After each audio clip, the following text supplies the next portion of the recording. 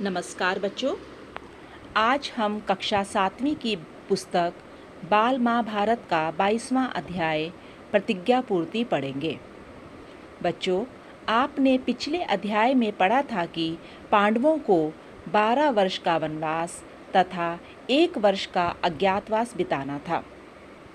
पांडवों ने 1 वर्ष का अज्ञातवास मत्स्य देश के राजा विराट के नगर में बिताया था। ज्यों ही अज्ञातवास की अवधि पूरी हुई, दुर्योधन ने कौरव सेना के साथ राजा विराट पर आक्रमण कर दिया। अर्जुन ने भृनला के वेश में कौरव सेना का डटकर सामना किया तथा उन्हें हराकर राजकुमार उत्तर के साथ विराटनगर लौट आया। द्रोणाचार्य ने भृनला के रूप में अर्जुन को पहचान लिया था तथा इशारे से उन्होंने भीष्म को भी बता दिया था। इस अध्याय प्रतिज्ञा पूर्ति में अर्जुन के पहचाने जाने की बात को लेकर कौरव सेना के वीर आपस में विवाद करने लगते हैं। आचार्य द्रोण ने अर्जुन के होने की शंका जाहिर की तो कर्ण ने कहा कि जुए में हारकर पांडवों को 12 वर्ष का वनवास 1 वर्ष का अज्ञातवास बिताना था। अभी 13वां वर्ष पूरा नहीं हुआ और अर्जुन प्रकट हो गया। पांडवों को फिर से 12 वर्ष का वनवास बिताना होगा। बच्चों, दुर्योधन हमेशा यही चाहता था कि पांडवों का अज्ञातवास पूरा ना हो और उन्हें फिर से 12 वर्ष का वनवास बिताना पड़े। वे बार बार आपस में वाद विवाद करके यही साबित करना चाहते थे कि पांडवों का 1 वर्ष का अज्ञातवास अभी पूरा नहीं हुआ है।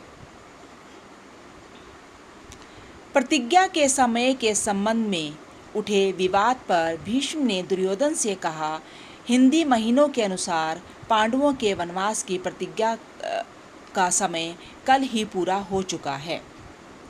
चंद्र और सूर्य की गति, वर्ष, महीने और पक्ष विभाग के पारस्परिक संबंध को जानने वाले मेरे कथन की पुष्टि करेंगे।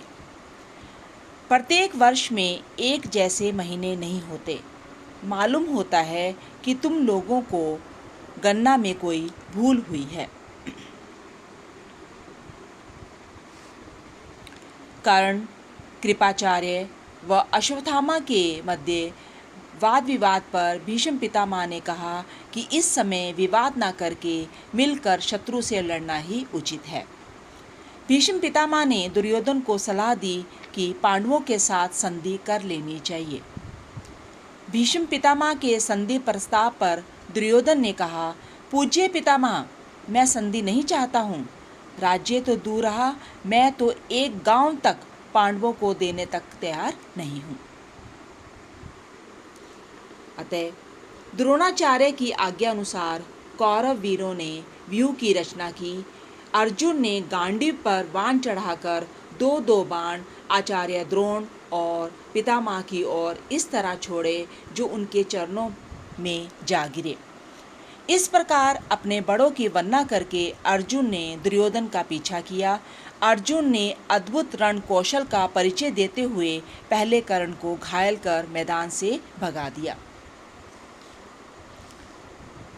बच्चों, यहाँ पर हमें अर्जुन की वीरता के साथ साथ उसका बड़ों के प्रति सम्मान की भावना का भी परिचय मिलता है कि उसने युद्ध भूमि में भी बाण के द्वारा अपने गुरु द्रोणाचार्य तथा पितामह का चरण स्पर्श किए और उनका आशीर्वाद लिया।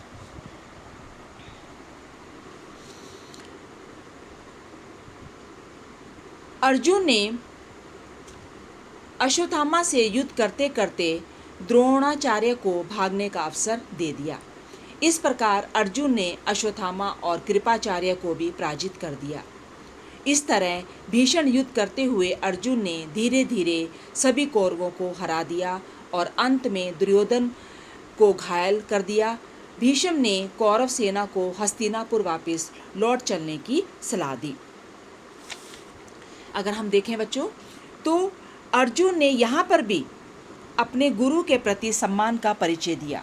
वह नहीं चाहता था कि उसके गुरु को, द्रोणाचार्य को कोई कष्ट हो, इसलिए उसने अपने गुरु को युद्ध भूमि से भागने का अवसर दे दिया।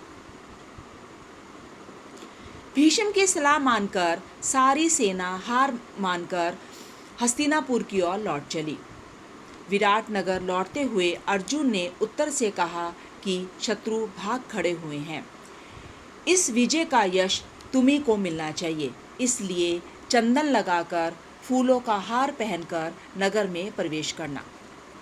बच्चों, अर्जुन नहीं चाहता था कि उसका भेद राजा विराट को पता चले कि वह वृणला के भेष में अर्जुन है, इसलिए वह युद्ध की जीत का सारा श्रेय राजकुमार उत्तर को देना चाहता था।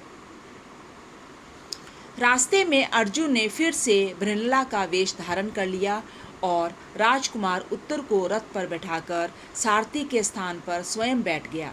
अर्जुन रथ विराट नगर की ओर ले गया। धन्यवाद।